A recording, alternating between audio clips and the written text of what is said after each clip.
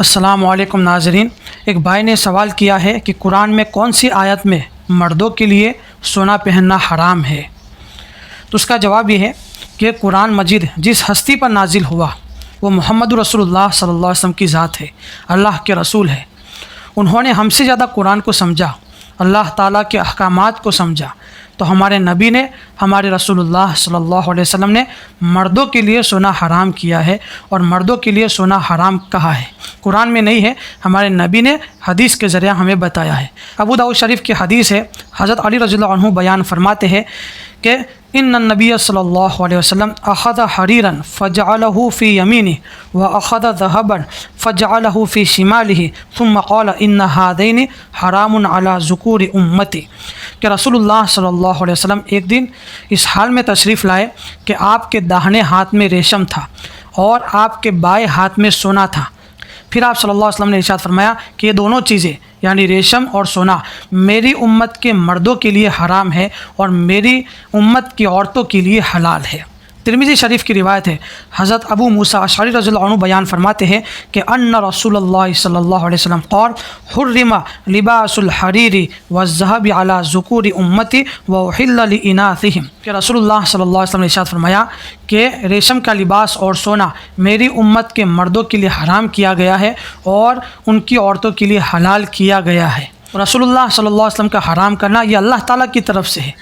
رسول اللہ صلی اللہ علیہ وسلم نے جو حرام کیا، جو بیان فرمایا، یہ شریعت کا حکم ہے اور یہ اللہ تعالیٰ کا حکم سمجھا جائے گا۔ اس کی حکمت یہ ہے،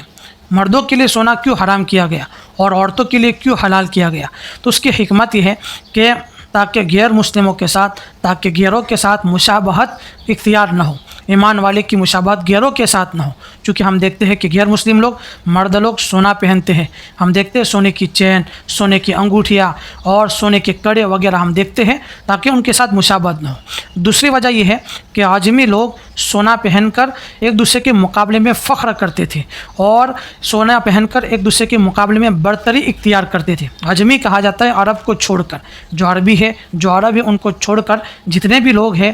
سب کو عجمی کہا جائے گا۔ تو اس وقت عجمی لوگ سونا پہن کر ایک دوسرے کے مقابلے میں برتری اختیار کرتے تھے اور اپنے آپ کو بڑا سمجھتے تھے۔ اور ایک وجہ یہ ہے کہ سونے کے ذریعہ آرائش کر کے اور زینت کر کے دنیا طلبی میں انہماک تک انسان پہنچ جاتا ہے، دنیا داری میں اور دنیا طلبی میں، پھر وہ اللہ تعالیٰ کے احکامات کو فراموش کر دیتا ہے۔ اور آپ نے دیکھا ہوگا کہ جو لوگ سونا پہنتے ہیں، چین ہو، انگوٹھیاں ہو، کڑے ہو، تو ان کا لیول ہی کچھ اور ہوتا ہے، ان کی اکڑ، ان کا غرور، ان کا تکبر، ان کا لیول ہی کچھ اور ہوتا ہے۔ اس وجہ سے یہ مردوں کے لیے خاص طور پر مذموم ہے کہ فخر کرنا، عجب کرنا، تکبر کرنا اور سونے کے ذریعے آرائش کر کے دنیا طلبی میں اور دنیا طلب کرنے میں مشغول ہو جانا، یہ مردوں کے لیے زیادہ مذموم ہے۔ اس لیے مردوں کے لیے سونا اور ریشم حرام کر دیا گیا اور عورتوں کے لیے حلال کیا گیا، کیونکہ عورت کے اندر آرائش اور زینت مطلوب ہے تاکہ ان کے شوہر ان کی طرف رغبت کرے، اس لیے عورتوں کے لیے حلال کیا تاکہ وہ سونا پہنے گی تو ان کے شوہر ان کی طرف رغبت کریں گے، ان کی طرف دھیان دیں گے، اسی لیے عورتوں کے لیے حلال کیا۔